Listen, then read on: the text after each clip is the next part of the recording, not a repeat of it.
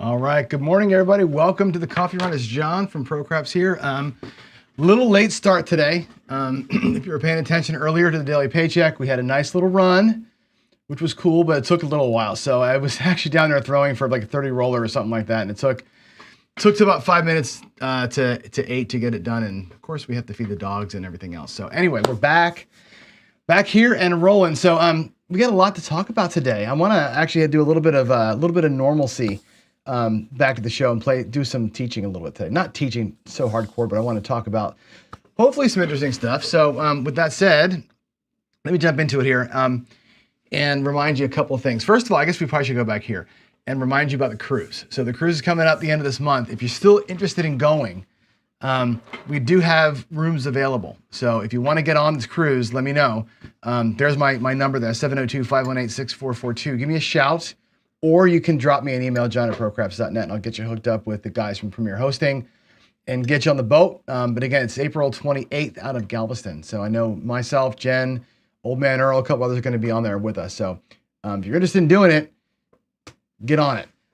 So here's what's happening in our world. Let's see. Sunday's trip around the table. I'll let you know on Sunday who the guest is. Trust me, it's going to be worth the wait. It'll be fun. And we'll be playing Crapless Crapsy. On that show, I do a crapless table, and I crapsy it the whole way I'm shooting. It's 6 shooters around, so it's a lot of gameplay. If you want to get into that, it should be kind of fun. It's the only crapsy show on Sunday, I think, so it should be, I think, hopefully valuable to you. Daily paycheck, I'll recap that with you in a little bit here. We're doing a different rhythm to that thing. I'm not sure I love the rhythm, but we'll talk about it and see where we are. The extra shooter today cost us some time, but that's okay. It's all good. And today I want to talk to you a little bit about strategy testing and evaluations, primarily because, yesterday we had George from CY on talking about the shooters tournament, but he also let it be known that his next thing is going to be a strategist tournament, the top 32 strategists, he says.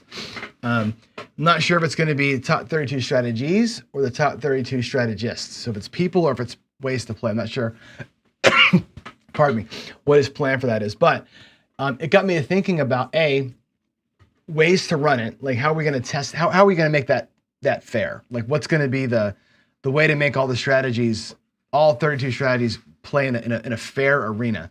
And then, of course, that leads me on the road of how do we test strategies out? Like, what's the best way for us to test things out? So, so let's see what we can come up with as far as that goes. So there's that. All right, the daily page. And by the way, if you want to ask me questions or get a hold of me here during the show, do a PC in the comments. PC gets to me. I'll find those, or a queue for questions. Either way is going to be fine. So, all right, daily paycheck this month so far. In April, we are up $2,500, which is great. That's an important number because our across bet that we start out with in the Dallas Drawdown is $2,500. So the fact that we've won that amount of money means we have basically a free shot at it. So tomorrow is kind of free play. What I've been doing, by the way, going out there in the morning, is doing a little pass line, don't pass bet, whatever it is. I'm kind of just feeling my way through the first couple of rolls. Just get myself warmed up before I start actually trying to make bets. I want to see kind of, how I feel, what the dice are looking like, whatever. Just kind of, I don't want to just roll out there and, have that crazy clench moment right away. I'm kind of delaying the clench for a little bit. And then I switched to something better. Today I switched into the, we actually did like a little pass line thing, and then I went to the Iron Cross, the 75-100 Iron Cross, and got burned. We 2 rolls, 7 out, so it's like we're down like $600 to start the day. I ended up making that right back with a little drawdown, and then I went from the drawdown to the skill 66 and burned it, burned our profit. So I had to start over again. So I drew it down today, once regular, once with a double drawdown, and once again in the end to make our final profit. The drawdown worked 4 times today, never failed. But only one of those actually counts for profit because in the end, we were fighting from behind. So it did a good job. And then I showed the skill 66 at the black level. So it was a skill 660. And everybody's like, wow, that's really cool. It's less, it's not $2,500, it's $600. The problem with it is this: it's great when it works out. right? The skill 66 at the $100 level is fantastic when it works, right? It's an easy $500. The problem is it's only the inside numbers, right? So you've got this like 35% rate of burn, which means you're going to win it 70% of the time, roughly 65, 70%. You're going to get that move to work. But you got a good 35% chance of it not working and you getting zero out of it. I don't love that. I don't love that piece of it. I do like the drawdown because the drawdown does bring me down to a playable level pretty quick. Like after I hit my first number and I draw it down to 50%, we're only into the hand for about $500 at that point. So right away, I have less risk and profit than the person playing the 66 does. We can do a little side by side of those things at some point and see where we are after each roll. And that's kind of this idea, this strategy evaluation that I want to do with you today. So we'll talk about that as we go. Like what makes one play more palatable than another play. So we'll look at that as we get into it. But yeah, so far so good. We're doing okay. We finished up today with the 410 flip, and I almost flipped it. We did make a few $100 on that, but I almost pulled the flip off. That would have been super, super cool. So let's go. Skill, should I run? No, it's a good play. Like the 660 is a great play. The problem is that getting it to work is hard enough times. And not that $500 is something to sneeze at.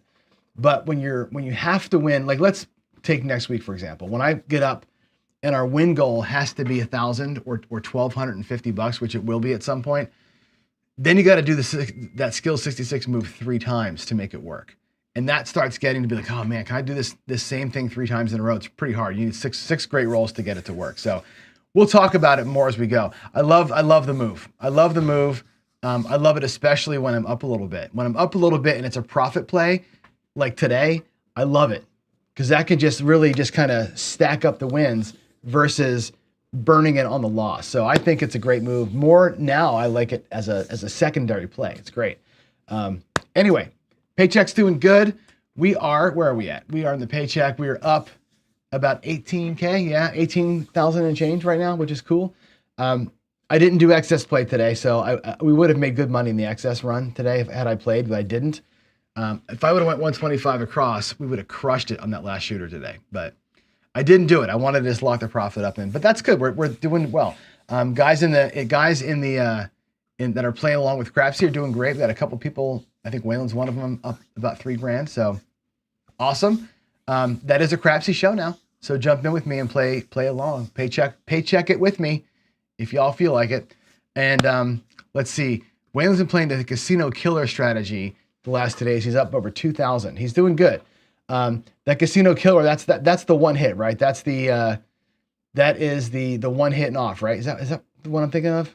I got to remember how you got so many strategies, Waylon, I can't remember them all. But that one I think is the one where you go with a oh God, just put it in chat. I forget just tell folks what it is. I forget what it is. I think it's the pass line or don't pass. And it's the 6 and 8, right? You get one to the 6 and 8 and you're off. Oh no. It's the across bet. It's the dollars across, right? Dollars across, one hit and turn them off and let the line ride it out. That's what it is. Cool. All right. Good job on that. Let's go here and talk about how do we evaluate a strategy. And again, I think this stems from the conversation I had with George from CY yesterday, which is he wants to do a tournament where we put strategies against strategies or strategists, people against people, and who are the top 32 down to the top 4. Well, what is it that makes a good strategy? Like, it's so subjective, right? At the end of the day, the objectivity of it is, okay, I won or lost, right? Does it win or lose money? That's what you ultimately say. But there's more to it than that, right? And so things I ask you about a strategy, what is the goal of the strategy? And for an example, that skill 66 or skill 660 strategy, right? The goal can be one of two things. One is go from 66 to 88, get that second hit. With the $50 that comes back from that, the goal could be bye-bye $50, or in my case, bye-bye with $500. The goal could be, cool, we won $500 or $50, let's go 44 inside, or let's go 250 across, or let's take that win and do something else with it. If the goal is play it a certain way so I can keep playing, or play in a certain way so I can run away with some profit. Know that going in, right? Know what you need to get the goal. And when I say that, for example, that one strategy's got this burn rate of like 35%, that's because you've got this, 75%, you're a 20 ways, or I'm sorry, 18 ways to win, right? On the inside numbers versus all the ways to lose. So you're quote unquote 50-50 in there. You got to do that twice though, right? You got to do that twice. You got to beat the 7 2 times, not just once to get it done. So what's needed to win it is 2 times beating the 7. Okay. What line does it cross? Like at some point, these strategies have a line where what you win is, how do I say this right? Where the win goal and the money at risk to win the win goal might be here. You might risk 25 to win 600, or you might risk 66 to win 50. You see what I'm saying? In this case, the win goal, the win is less than the risk. In other strategies, the win is way more than the risk. And there's a line where that crosses. I'm going to show you what I mean by that when I get to the table here. I think you also need to know what your realistic win expectations are. And again, know what your expected win rate and loss rate is going to be. With the 66, we know it's a 65% expected win rate. We already know that. I've done the math on that before. We know that. What does variance get you, right? When you're playing, and you're always playing in some kind of a variant, right? It's never going to be straight, perfect 36 rolls. If it's positive or negative, how bad does it affect you, right? If it's a good variant, what are you looking for? What are you looking to see happen outside the norm? And if you're inside or if you're below the norm, how bad is it going to be for you? Like, is there a way to kind of survive through it? That's what I want to know when I'm looking at a strategy. And finally, how do you test it out? And what I like to do is I like to set up green and red outcomes. In other words, set up a bunch of ways that I know it's going to lose in different ways. PSO, 1 hit and out. Like, what does it look like if I have a 0.7 out, if I have a 1 hit and then a 7 out, if I have 2 hits and then a 7 out? Those are 3 bad scenarios. How does my strategy work in those 3 cases, right? That'll help you highlight, okay, ways that I can change it, tweak it, change it to play it with a little bit less volatility, perhaps, or it may just be your way of embracing the truth. Like, this is where I lose, so be it. I'll take that risk because I like the reward so much better, right? Then you run it, rerun it, and tweak it against the known good and bad scenarios, whatever they look like. And then you got to play it live. Right? Then you got to play it on your table in Crapsy or whatever other online practice tool you want to do. Do it and do it religiously. When we did our daily paycheck shows, and we've been doing them we're in our 8th month of it.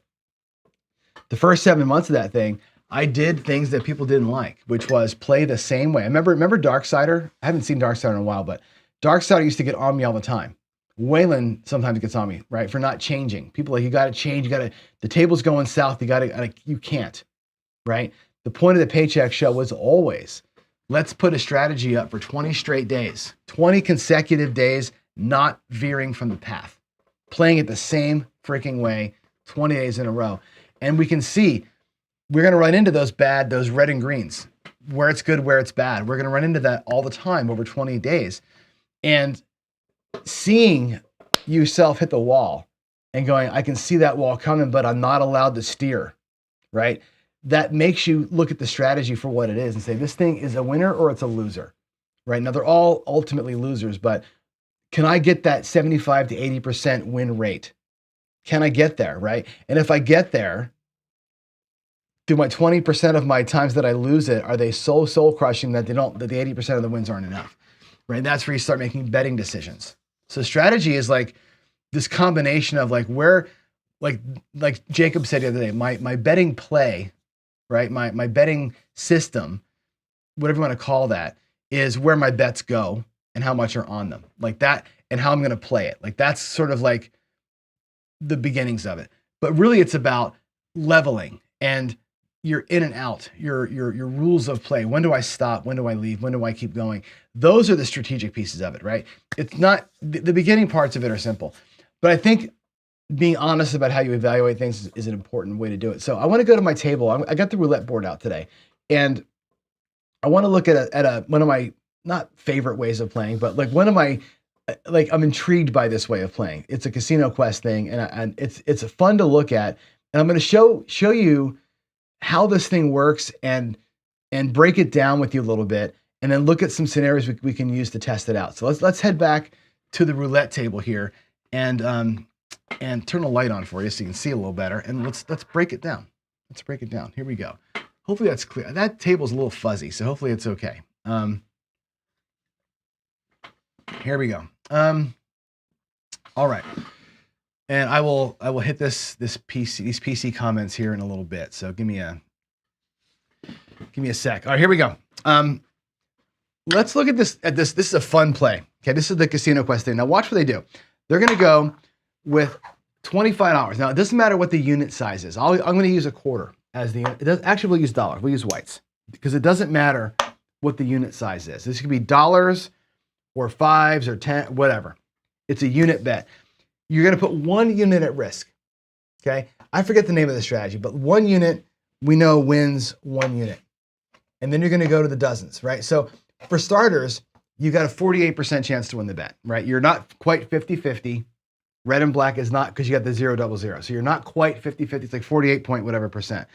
So you got a pretty good chance to win that thing, right? And when it does win, we come into here, okay? And now you've got 24 out of 38 numbers covered, okay? Which is, again, it's not quite 66%. It's a little bit less than that, 63 or whatever the percentage of it is. But you've taken one and used your winnings to come out here. Let's say one of these bets wins, right? You'd win, let's say the first dozen, and you lose that one. Now you got 3 units, okay? You still play the dozens, and now you're going to pick up whatever double street you want to in here. Let's pick, it doesn't matter which one you pick. Any double street in the first 2 dozens will work. Now you've got, let's say that we hit, where's my thing? Let's say we hit like the 23 or something, right? These 2 would lose, but that one would win too. It's a tie, right? So you've got this chance of tying. Whatever the percentages of that are, you've got this 66% chance. You got basically 12 numbers here, plus 13, 14, 15, 16, 17, 18 numbers there. 18 ways to tie. You got 12 ways, 14 ways to lose. So 14 ways to lose all 3 chips.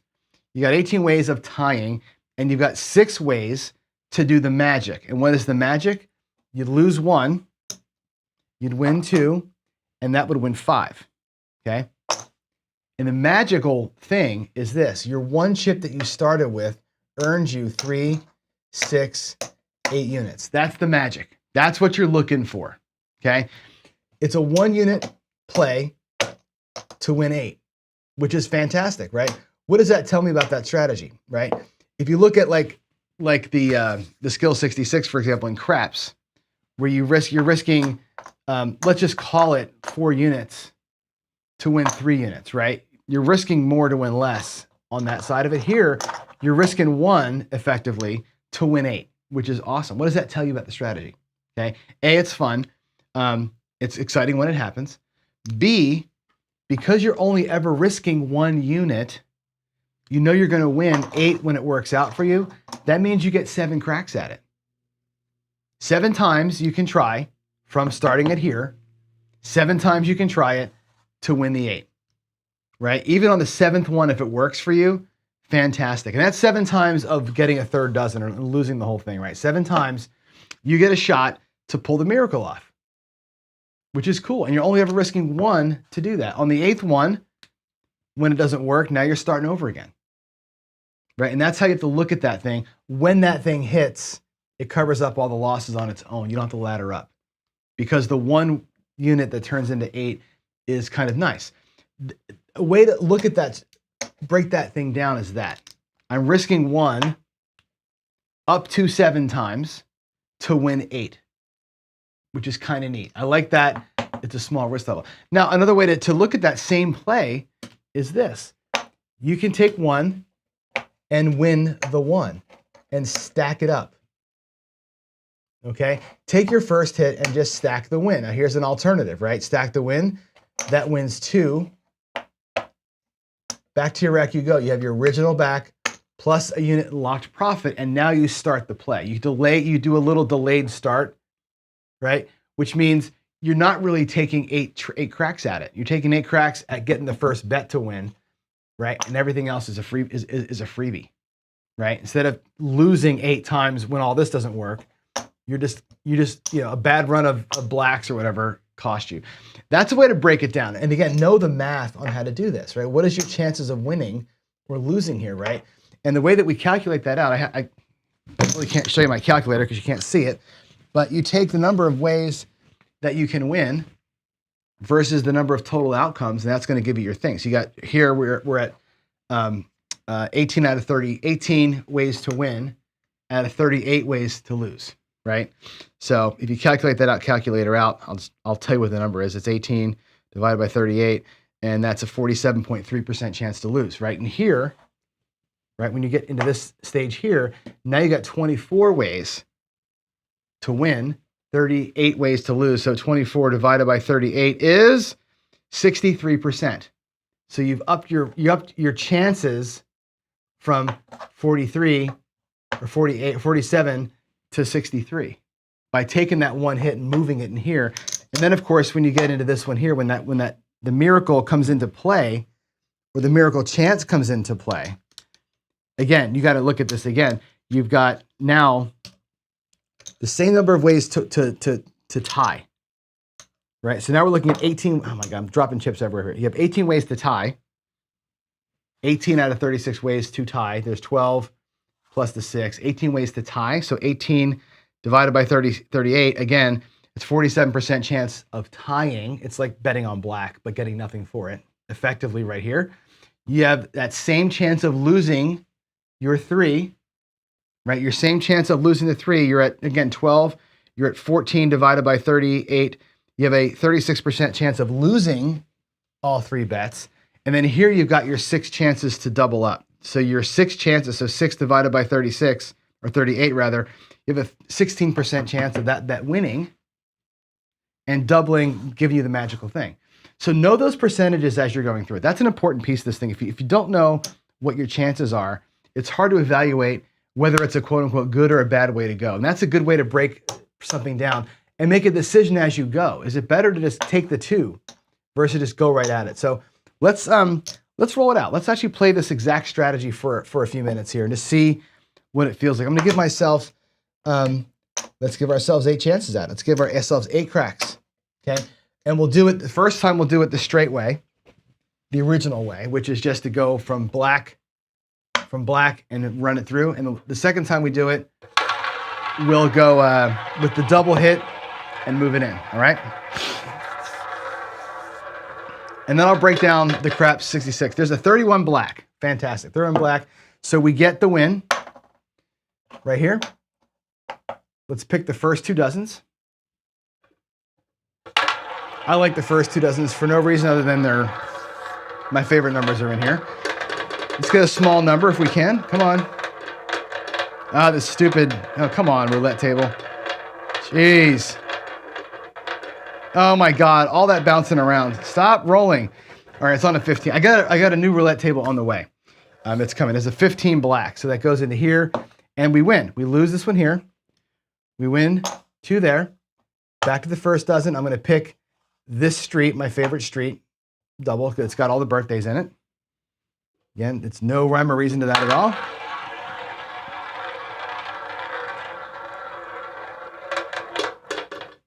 How about a miracle? Nope, 35. So we get here, you lose it all. What did you lose? You lost 1 chip. All that fun, we ended up having 1 thing at risk. Okay, let's go to black again.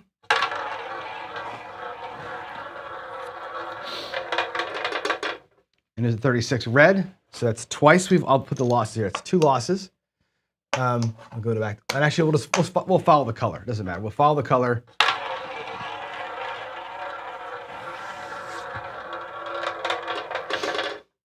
$15 black. So we are here and we lose again. Follow the color.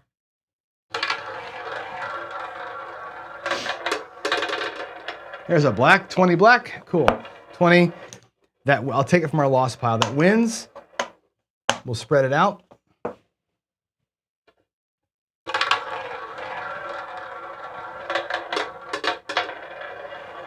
23, that's great. That pays me. We'll lose here, but we will win 2 there. First dozen, second double. Actually, I should have paid from here. It was kind of wrong, but let's go. Give me my birthday. Give me a, yes, we got it. The 9, right? There it is. Boom. So we had a couple of losses on the way to this, right? We're going to lose this one, okay? Or not, we're going to win that one. We're going to lose this one, okay? This wins 2. That wins 5. And how do we do? Well, there's the $8 that we started with, okay? We have 5 in profit. That worked out good that time, okay? But again, you're risking 1 at a time to win this. I could have lost another 5 or 6 times, and still, if I hit that move, if it all works out, I still up by a unit. Kind of a fun way to kind of break a thing down and see what are my chances of having that bet win, of having those bets win, of having everything tie, and having the miracle happen. It's good to look at your probabilities all the way through that. So that's how I'd break it down. Now, what is a good and a bad outcome for this, right? Well, the first way you can look at this, what's the worst outcome that you can have here, right? The worst outcome you can have there is this, where it goes, I don't have a good way to show it to you, but if it goes red, black, red, black, red, black. If it does this and you're doing follow the color, you're going to get screwed, okay? If it does this and you're going to do the thing where you say, okay, cool, well, red hits, let me take the win, or red hit, let's take the win and we'll parlay it one time to get a free play. If you do that, you're going to lose. Okay, well, shit, let's go back to black with 1 unit. Okay, cool, black wins, and you're going to go back and forth and get your ass kicked. Okay, the chop will kill you if you're either parlaying wins or if you're going to follow the color. So you have to know in this type of thing, what's going to be the nightmare scenario? Well, the first nightmare scenario is you never get out of the gate. And the chop will kill you if you're going to parlay a win and never get your parlay to pay, or if you're going to follow the color. So you got to be able to say, well, when that happens, this is my first way that I'm going to lose, and be aware of that. Now, can this happen to you? Hell yeah, right? More likely that this happens and you lose, win, and you can play, right? You see this quite a bit. But again, know that this scenario, why can't I get this right? This is your nightmare to get out of the gate. The other nightmare that you have is, okay, now you're into here, right? The first phase nightmare is the chop. The second phase nightmare is a groove. The second phase nightmare is big, right? You know that. When you start seeing a bunch of high numbers, that will kill these 2 bets here. Do you want to be the person that says, whatever dozen comes, I'm going to have a bet in that dozen, and then I'm going to have another bet in my favorite dozen, however you want to term that, right? Always my favorite dozen, always the dozen that comes. Again, if it chops and you're in middle, high, and you're going like this with your bet, it's the same as that. So evaluate to yourself, what is going to be the thing that gets me? And I would set up, again, I would pre-roll and have setups that have this bad scenario, that bad scenario, and a couple of good ones thrown in there, and see how your strategy is resilient enough to kind of survive some of that. So that's sort of how I would recommend that you break things down. And having those known good and those known bad outcomes as a series, so you can watch your bets go winning and losing through those scenarios, you'll not be surprised when you get your tail handed to you in the casino, and you won't be super surprised when you pull it off and win, because you're going to know the conditions, right? And be able to recognize, okay, we're in a chop. Let me just jump out of here for a second. Let that bad variant that I'm living in resolve itself, and I'll go back in later. Okay. Again, being aware of the situation, I think, is important. All right, let me go here. Take this away. I was gonna do a Skill 66 quick talk for you. Look at my table's not very convertible, but it's kind of convertible. Let me take this out of here, and let me go to. I got to press a button here to go to the craps specific view like that. And let's do like the 66, and we'll talk about where that thing lands. So we'll do it. I'll do it at the basic level. Now again, in the garage this morning, I did it at the black chip level, which was 150, 150, 180, 180. It's the same move. Now remember, what is your chances of winning in here? You got 10 ways to win on the 6 or 8. 5 ways here, 5 ways here, 4 ways here, 4. That's 18 ways to win. 18 ways to win. You have 6 ways to lose. Okay? You have 50% of the box of the numbers covered with the 18, which is good. So you have a 50% chance of hitting a number, but you have a 3-to-1 chance or 75% chance to win against the 7. Okay? The way that works out is this, by the way. You've got, if you think about, you have 18 ways in here, and there's one way to roll 7. You have 3 to 1 is the ratio. Three ways to win, 1 ways to lose. When you reduce all that down, that means you have 3 out of a 4 chance. 3 out of 4. 75%. Okay? So know that is the first thing. Now the thing is, when you get a hit and it pays the 28 bucks or the $21, and you drop a buck and make it look like 88, you got to do it again. Okay, we'll talk more probabilities next week, but you're fighting that 75% chance a second time.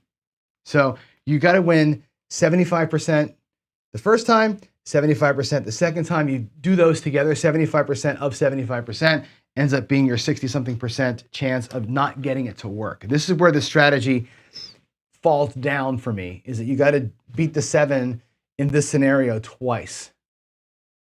Okay, you got to, your bets are at risk until it happens 2 times. You got to, stick your hand in that bag of marbles twice to make it work, which makes it tough. So here you're at, again, 66% chance, whatever the number is, of not getting it and getting no money off the table.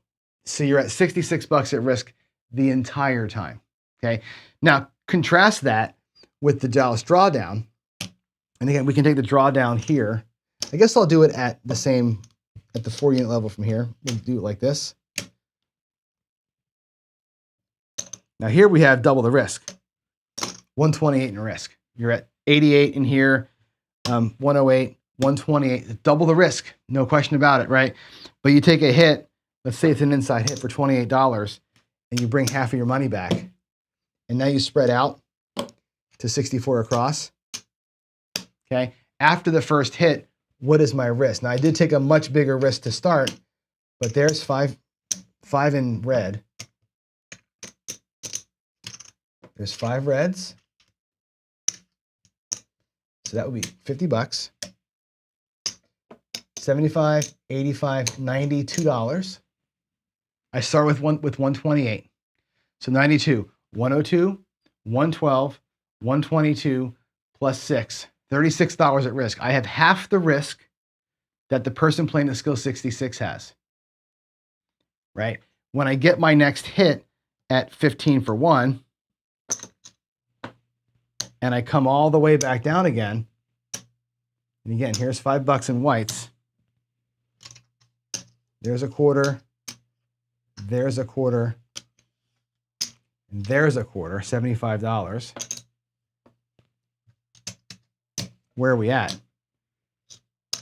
125, 128. We'll call that 128, right? 35, $40 in profit.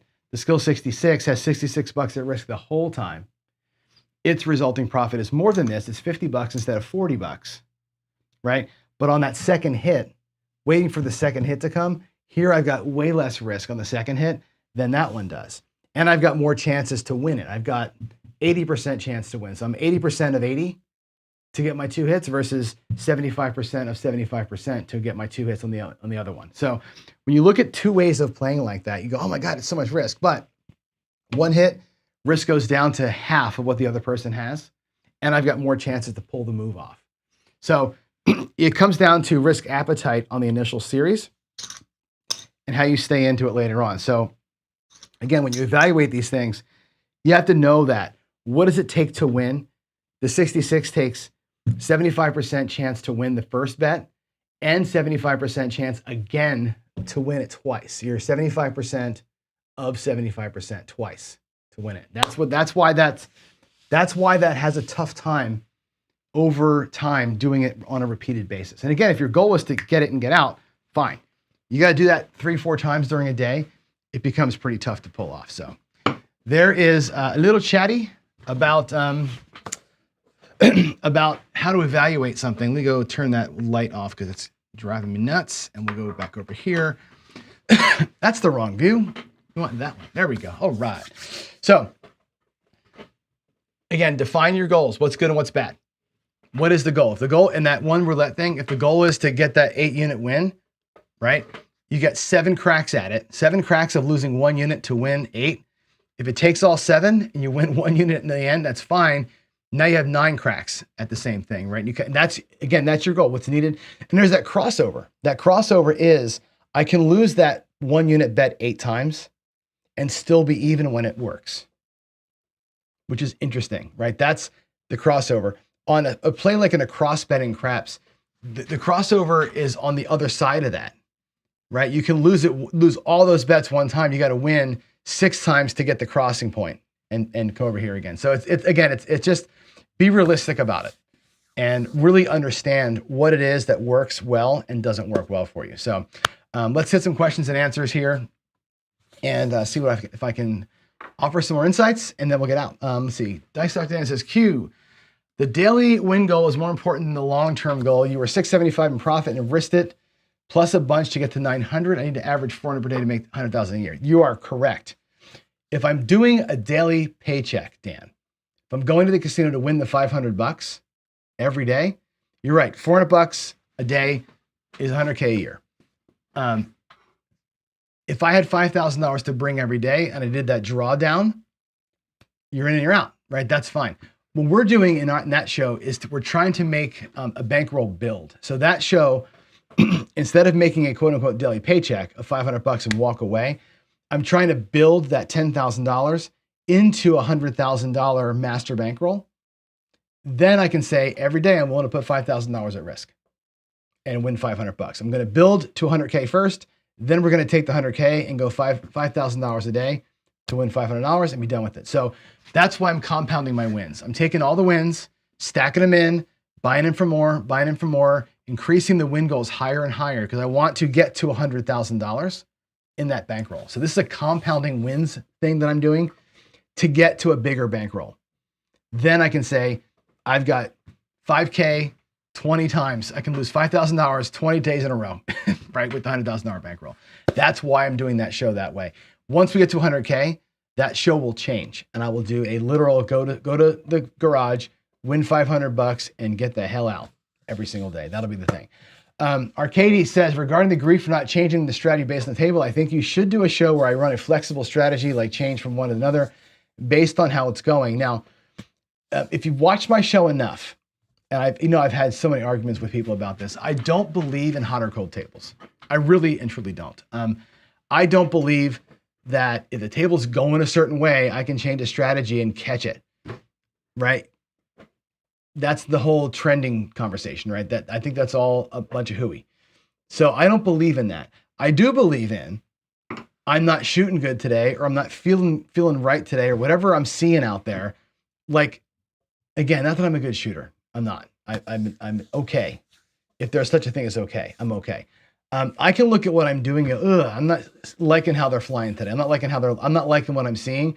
I may switch to something way lower risk or more dark side based on what I'm seeing myself do. But there's no way I'm looking at a table going too many sevens, I'm going to start going dark. I'm just not doing it. I don't believe that anybody can chase what's happening and win. I think that's a bunch of hooey.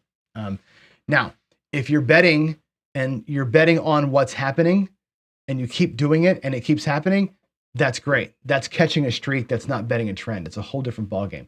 We'll talk about that tomorrow and in our next series of shows when we talk about math, because I think that's an important point that you bring up. But it's also important to talk about it honestly. And I think that's what I'll do that next week. Skill says the moon bow is a drawdown regression, same as the skill slash. Not sure how I compare that with others like the quarter pound. So the moon bow, the only thing about the moon bow that I don't like, honestly, is that lay 9. I don't like that giant lay 9. Other than that, you got a 2 hit. You're looking at come out being tied basically. The next hit, kind of being tied, and then you get to play 160 across forever. I like that. I like the thinking behind it.